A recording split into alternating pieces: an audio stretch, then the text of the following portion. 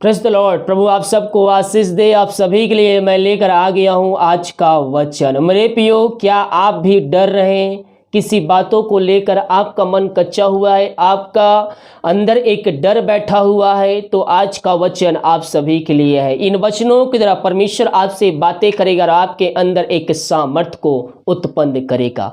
व्यवस्था विवरण 31 अध्याय के जब हम उसके 8 पद को देखते हैं तो यहाँ पास परमेश्वर का वचन हमसे कहता है, मेरे प्रियो, और तेरे आगे आगे चलने वाला यहोवा है। हमारे आगे आगे कौन चलता है? यहोवा परमेश्वर चलता है। वह तेरे संग रहेगा और ना तुझे धोखा देगा और ना छोड़ देगा। इसलिए मत डर और तेरा मन कच्चा ना हो। ओ हमें छोड़ेगा नहीं, ओ हमें त्यागेगा नहीं। हमारे संग संग चलने वाला जीवतों का परमेश्वर यहोवा है मेरे प्रियो। हालेलुया। हमें किसी बातों से डरने की आवश्यकता नहीं, किसी बातों से भय खाने की आवश्यकता नहीं है, क्योंकि हम जिस का जिसकी आराधना करते हैं, जिसकी प्रशंसा कर, जिसकी महिमा करते हैं, वो हमारे संग संग चलता है और फिरता है। 2021 में हम प्रार्थना पूर्वक हम प्रवेश करें, उसके वचनों पे चलते, उसके आज्ञाओं पे चलते हुए 2021 में हम प्रवेश करें मेरे प्रियो। जो 2020 में कार्य नहीं हुआ है, 2021 में परमेश्वर आपके लिए करके देगा।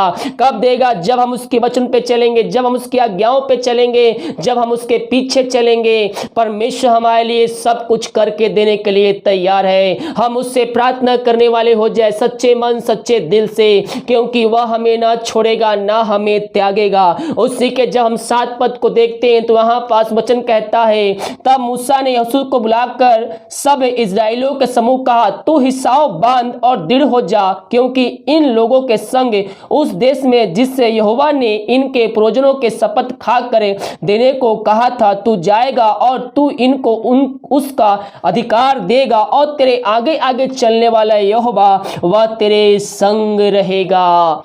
हमारा जो अधिकार है, हमारा जो हक है, वह परमेश्वर हमें दिला कर रहेगा मेरे प्रियो। हमें निराश होने की आवश्यकता नहीं है, हमें दुखी होने की आवश्यकता नहीं है।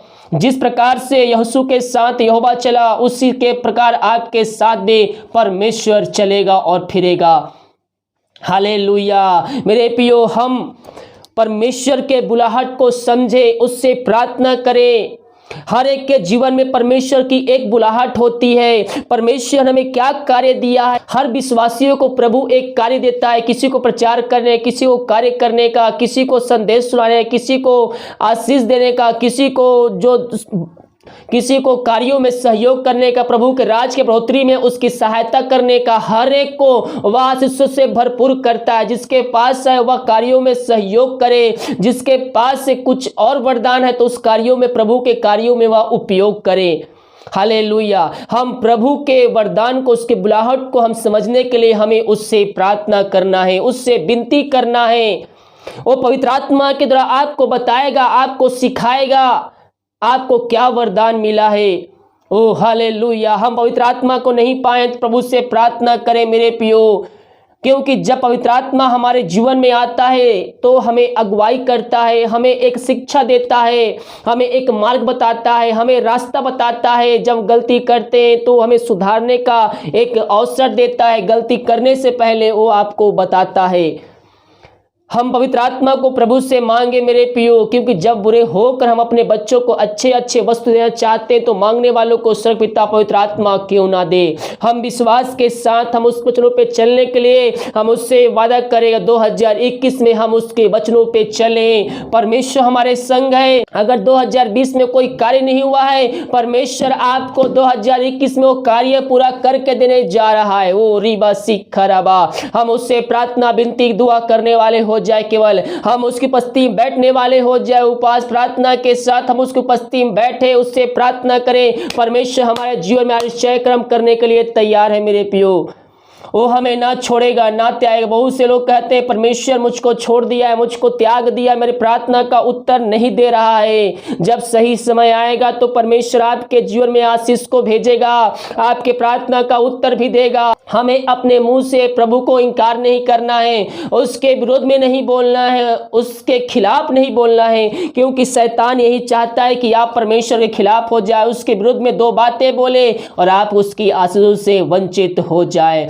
लेकिन हमें ऐसा करना नहीं है। हमें प्रभु से प्रार्थना करते हुए सुख हो, दुख हो, संकट हो, समस्याओं, कलेश हो, उन सारे बातों में हमें प्रभु से प्रार्थना करते हुए 2021 में प्रवेश करना है। ओ हालेलुया। 2020 मेरे प्रियो खत्म होने वाला है, कुछ दिन बचा हुआ है। इन दिनों में, बचे हुए दिनों में हम प्रभु को उपस्थिति में बैठकर प्रार्थना पूर्वक 2021 में हम प्रवेश करें। परमेश्वर हमारे लिए निश्चय कर्म करने के लिए तैयार है। हालेलुया। वो हमें छोड़ेगा नहीं, त्यागेगा नहीं।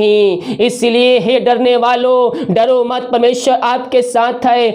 जिसका मन कच्चा हो रहा है लोगों सुनो, परमेश्वर तुम्हारे साथ है। कच्चा मन मत करो, बल्कि विश्वास में दृढ़ होकर आगे बढ़ो, हिसाब दृढ़ रखो। परमेश्वर आपके संग है। वचन क्या कहता है? तू हिसाब बांध और दृढ़ हो जा। हमें डरने की आवश्यकता नहीं, हिसाब बांधना है, दृढ़ होना है और हमें प्रभु के वचनों पे आगे चलना है।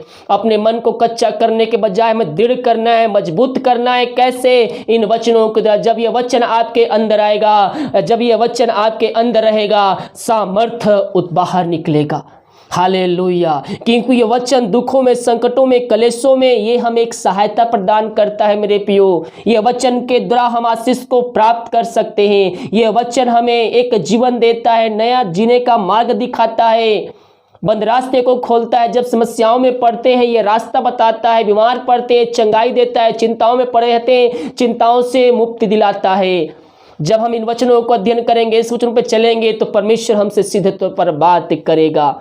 वीडियो को लाइक कमेंट शेयर कीजिए, ताकि और भाई बहनों यीशु मसीह को जानकर अपने जीवन का उद्धार करता स्वीकार करके अंत जीवन का सहभागी बन जाएं। God bless you.